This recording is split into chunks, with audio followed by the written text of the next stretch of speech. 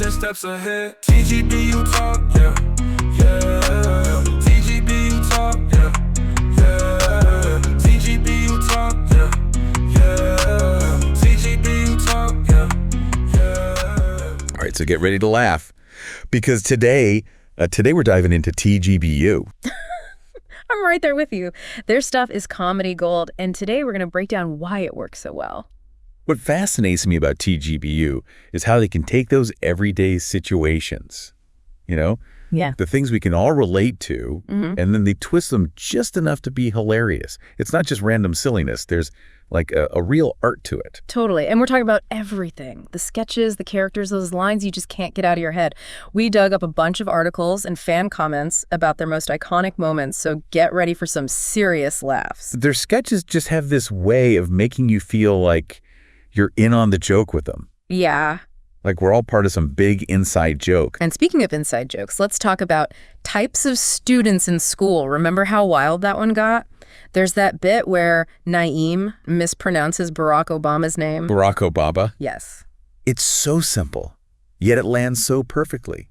And the way he delivers it with a totally straight face. Oh, I know. Genius. Oh. That deadpan delivery is like one of his trademarks, and it never fails to crack me up. Right. It's the more ridiculous the line, the straighter his face gets. But that sketch is full of those moments, right? Abood as the gangster is so intense that even Hadi breaks character. And that's where you see those improv skills shining through, Yeah. A lesser comedian would fumble that, but Hadi just rolls with it, and it actually makes the scene even funnier. They're so good at playing off each other. And then, bam, out of nowhere comes the smack.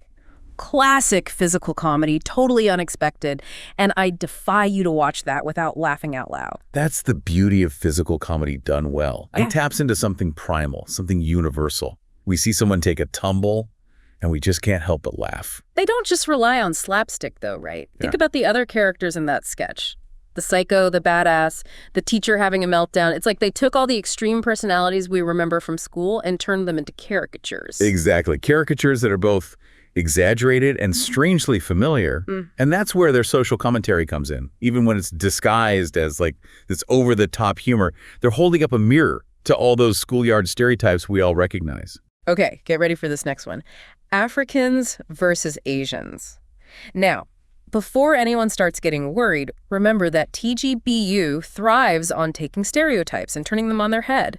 They're not making fun of cultures, they're finding humor in the clash of cultures. Absolutely.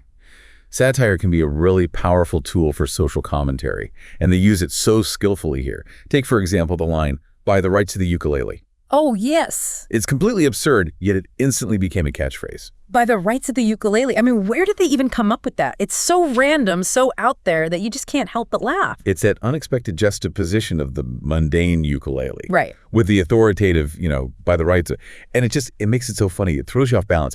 And then there's Abood trying to buy a phone, deadpan as ever, saying, "I'm sorry, but Ebola is spreading nowadays." It's all about context and delivery. He's playing a character, he's embodying a stereotype, but he does it with like a wink and a nod, Yeah. We know it's not meant to be taken seriously. And can we talk about how that sketch escalates? I mean, it starts with a simple phone purchase and ends with An anime-style fight scene in the middle of a phone shop. I know. It's brilliant. They take this completely mundane situation and crank up the absurdity to 11. They're tapping into something familiar, yet they're twisting it in a way that makes you see it in a whole new light. And who could forget the classic plea, "Please lend me your slippers of power." Okay, tell me more about that. What makes that bit so great? It plays on those subtle cultural cues, right? Yeah. The idea that something as simple as a pair of slippers could hold significance in one culture, Yeah. while in another it's just footwear. It's funny because it's absurd, but it also makes you think about the different ways we assign meaning to things. It's like they're taking these cultural stereotypes and saying, like, let's see how far we can push this until it breaks. Right. And somehow it works. They find that sweet spot where it's funny and thought-provoking at the same time. Exactly. Now, onto a sketch that speaks to that little voice inside us all that sometimes wants to break the rules. Ways to get away with stealing. Ah, yes. Because, who hasn't fantasized, even for a fleeting moment, about pulling off the perfect heist?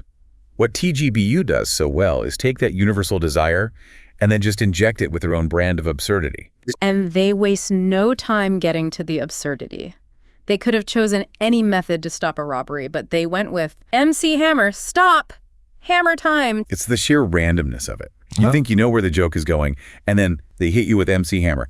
Pure genius. Works every time. That line gets me every time. It's like their mantra for outsmarting the system, even if it's in the most ridiculous way possible. They managed to make the mundane hilarious. And that repetition, that works every time.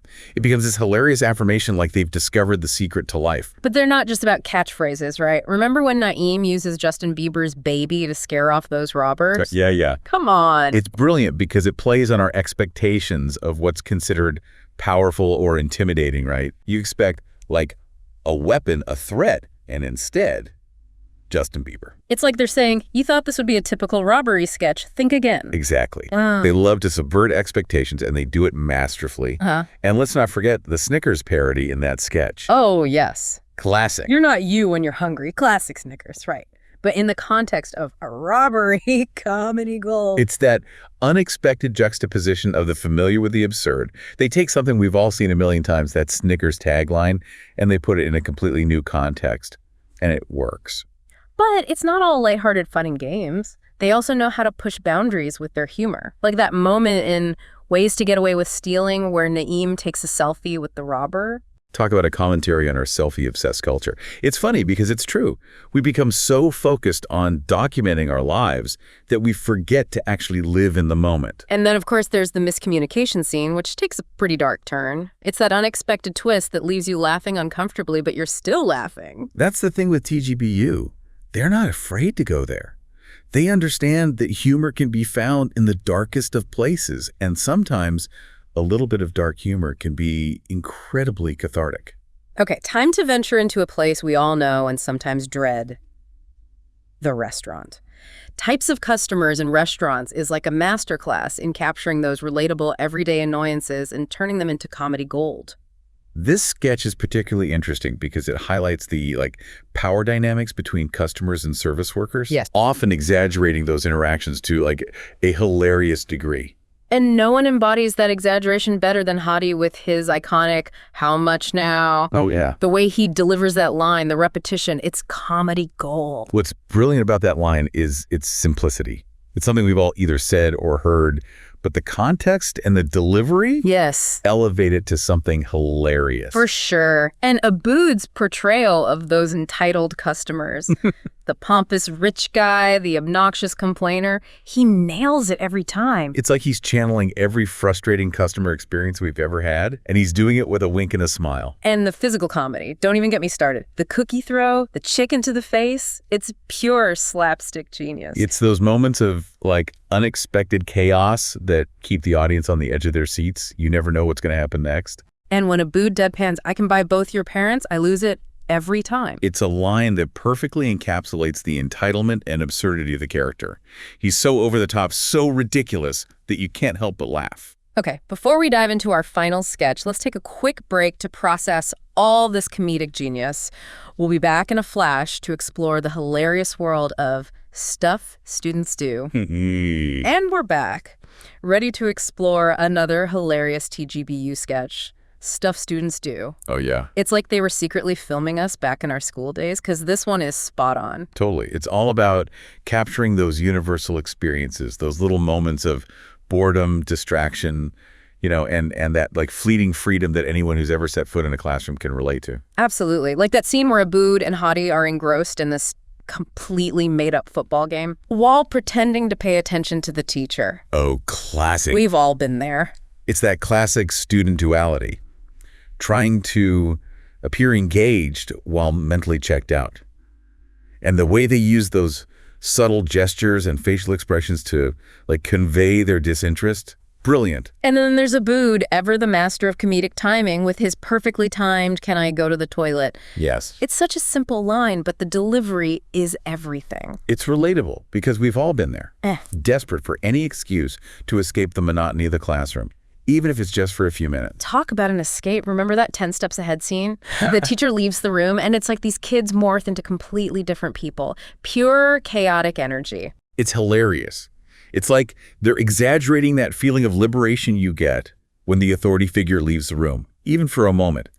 The way they physically transform, dancing in the aisles, comedy gold. They're not afraid to push the limits of reality either. I mean, who gets beaten up for getting a 97.8? Right. It's ridiculous, but that's what makes it so funny. It's that unexpected twist, right? We expect congratulations, praise, maybe, but instead, violence. Yeah. Over a fraction of a point, which just highlights the absurdity of like our obsession with grades and academic competition. And Naeem's deadpan delivery as the eyewitness in that scene, it's like he's reporting on a minor traffic violation instead of a full-blown schoolyard brawl. That deadpan delivery, it's like one of his greatest comedic weapons. He can make even the most absurd situations seem almost believable, which just makes it even funnier. And then they hit us with the GPA celebration scene. Naeem comes home with the 2.4 GPA. Oh, no. Which, let's be honest, isn't exactly cause for celebration. But his friends act like he's just won an Olympic medal. Brilliant. It's like this satire of how we often inflate the importance of academic achievement, even when it might not be like particularly impressive. It's like they're saying, let's celebrate the effort, even if the outcome isn't perfect. Which is kind of a refreshing take on those like typical school-themed sketches, you know? Totally. They're subverting expectations again. Instead of the classic nerd triumphs narrative, they're celebrating the underdog, even if that underdog is just trying to scrape by. Stuff Students Do is such a great example of how TGBU takes these shared experiences, these little slices of life that we all recognize, and just finds the humor in them. They remind us that sometimes the best way to deal with the absurdity of life, especially school life, is to laugh at it. Absolutely. They make us feel seen and understood, even in our most awkward, ridiculous moments. So we've journeyed through classrooms, restaurants, we even attempted some robberies. Yeah. All through the lens of TGBU's unique brand of humor. And what a journey it's been. I mean, we've seen how they take these relatable situations and characters and just, like, inject them with this incredible energy and wit. And they do it with such a clever blend of physical comedy, witty dialogue, pop culture references. Oh, they've got it all. And let's not forget that willingness to, push boundaries a little bit. Oh, absolutely. They're not afraid to go there. No, they're not. Whether it's with dark humor or social commentary, they make you think, even while you're laughing. That's one of the things I admire most about their work. You're laughing, but you're also like, okay. Exactly. They're not just telling jokes. They're like holding up a mirror to society, right? Yeah. Making us question our own assumptions and laugh at our own absurdities. For sure, for sure. And they manage to do it all while staying true to their own, unique voice. You always know when you're watching a TGBU sketch. Oh, absolutely. Yeah. There's no mistaking it. They've definitely carved out their own niche in the comedy world, but I think what truly sets them apart is their ability to connect with the audience on this genuine level. You know what I mean? Totally. Yeah, it's like they're inviting us to laugh along with them, to embrace the absurdity of it all. And that's a powerful thing, especially in a world that often feels, too serious. Yeah, definitely. TGBU is there to remind us to find the humor in everyday life. Oh, absolutely. They show us that. It's okay to laugh at ourselves, to find joy in the unexpected, to, connect with others over those shared experiences. So the next time you need a good laugh, revisit the world of TGBU. You might just discover your new favorite quote or character or comedic moment. Who knows? You might even learn something about yourself along the way. That's the beauty of great comedy, right? It entertains, it challenges, and it stays with you long after the laughter fades. And with TGBU, there's certainly no shortage of laughter to be had. That's for sure. Well, this deep dive has been a wild ride through some of TGBU's most iconic sketches. It's been a pleasure dissecting their comedic genius. Absolutely. And to our listener out there, if you haven't already, I highly recommend diving into the world of TGBU. Trust me, you won't be disappointed. You might even discover your own favorite TGBU moment that we didn't get to today. Until next time, keep exploring, keep laughing, and keep diving deep. Yeah, you heard what we said. You know we the best. You know what the deal is, cause we 10 steps ahead. TGBU talk. Yeah.